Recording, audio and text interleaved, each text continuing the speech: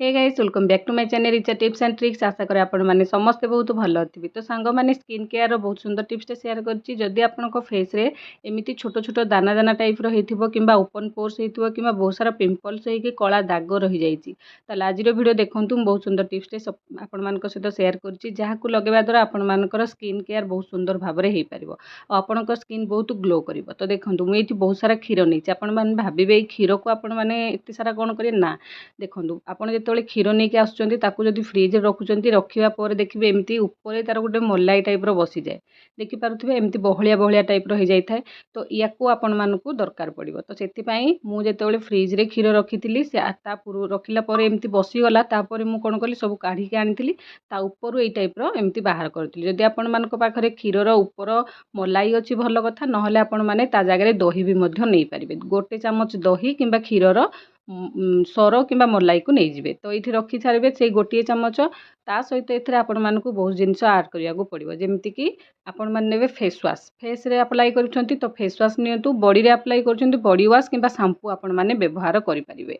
तो एटा मु केवल फेस पई अप्लाई करबी। तो सेति पई मु एठी फेस वाश रो व्यवहार करिछि। तो हल्का टिका आपण माने जेति फेस वाश दिन रे व्यवहार करंती सेतिकी गोटे थर रे तो सेतिकी देई देबे। देई सारला पर सेतिरे हल्का गोटे चिमुटा पाखा पाखी आपण माने हळदी देई देबे। हळदी भल हळदी आपण माने नेबे आ घरे जदि पेशा होछि घर पेशा हळदी नियंतु सबुठु ही बेस्ट रहिबो। सेतिरे ना कोनोसी माने किसी जिनस मिसी थी कि ना से पूरा प्योर थी। तो हलदी देकी ताको भल भाव में गोले ने गोल की भलसे या ये करने तापर ये आमको आउ गोटे जिनस आड करिया पड़ो। देखो मुझे नहीं मुल्तानी माटी आपण मैंने नहीं आउ मुल्तानी माटी जगह चाउल चूना भी नहीं पारे बेसन भी नहीं पारे।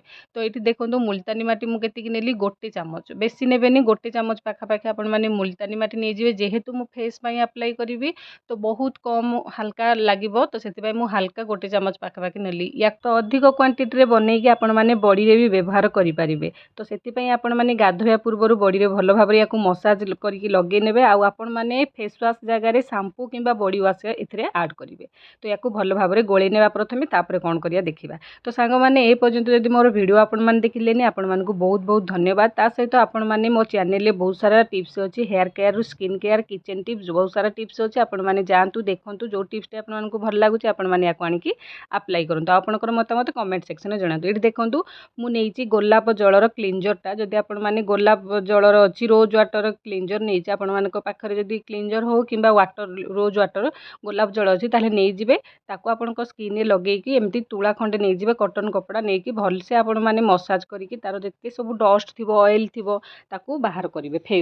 फेस रे तो अप्लाई करथिले निहाते स्टेपडा आपण माने करिवे। बॉडी रे करले आपण माने आ कोन पूरा बॉडी सारा ये करिवे कि बॉडी रे डायरेक्ट आपण माने अप्लाई करिवे। किंतु फेस रे करिया पूर्व एमती फेस को प्रथमे क्लीन कर दियंतु। एठी क्लीन हे गला तो एबे मु आपण मानकू लगेकी देखौची। देखंतु मो हाथ रे लगेकी देखौची। तो आपण माने फेस रे लगेबे किबा बॉडी रे भी मध्य लगेई परिबे। एठी देखंतु भलसे भल भाव रे मसाज करके एरिके आपण माने याकू लगेबे। तो सांग माने मो चैनल रे जदि आपण माने नुआ अछंती प्लीज मो चैनल टी को सब्सक्राइब करंतु ऑल नोटिफिकेशन को क्लिक करंतु ताकि नुआ नुआ वीडियो नोटिफिकेशन सर्वप्रथमे आपण माने पाई परिबे। ता सहित आपण माने वीडियोटी आज केमिति रहिला आपण माने निहाती व्यवहार करंतु लगांतु। ता सहित मते कमेंट सेक्शन में मध्य जणातु। मु जानले खुशी हेबी कि मोर वीडियो आपण मानकर किछि ना किछि काम रे आसी पारुची। तो सांग माने फेस रे लगेला बेले आपण माने हल्का हल्का सर्कुलेस मूवमेंट रे आपण माने मसाज करंतु। ता सहित आपण माने खंडे लेंबू चोपा नै जानतु। जेतेबेले भी आमे खाइबारे हो किबा जे कोनसी जगह लेंबू आपण माने रोषे घरे यूज करछन ता चोपा को आपण माने फोपाडंतु। से चोपा को रखि थांतु। चोपा सहायता रे आपण माने लगे साला परे एमती हल्का हल्का मसाज करिबा। आ फेस रे तो बहुत स्मूथली आपण मानकू माने मसाज करिया पड़िबो। आ जदि आपण माने बॉडी पार्ट रे अप्लाई करछन जो गुडा को डार्क स्पॉट अधिका थिबो तो सेही जगह रे आपण माने भलसे मसाज करिवे।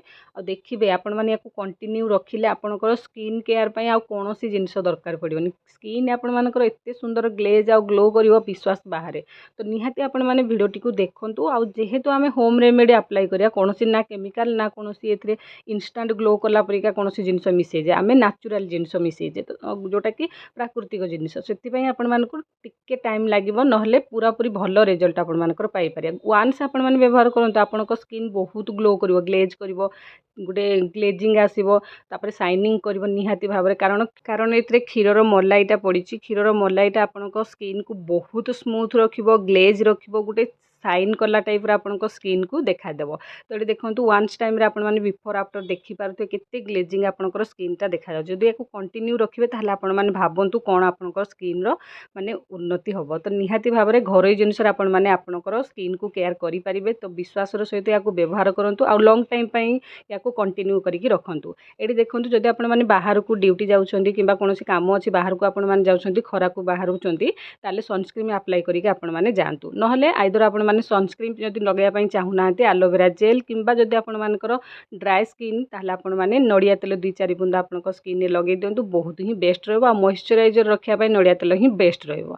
तो एमती अप्लाई करदे। तो सांग मैंने आज टिप्स आपको केमी रहा आपण मैंने कमेंट सेक्शन में जनइबे। या कंटिन्यू रखुँ खाली आज लगे 2 मास तले लगे हेनी आपण मैंने या सप्ताह 2-4 थर निहाती लगातु। आज लगे छाड़देवे काली परदिन लगे अल्टरनेट डे करके लगातु। जदि समय न हो सप्ताह को तो 2 थर निहाती व्यवहार करूँ। जो मानकर बाहर ड्यूटी काम कर तो गोटे वीकली ऑफ मिलूँ से दिन ही अप्लाई करूँ देखिए बहुत सुंदर आपंकर स्किन रहिबो। तो आज टिप्स जब भल लगी था निहाती कमेंट सेक्शन में कमेंट बोली लिखे कि भल लगे कि नहीं आपंकर।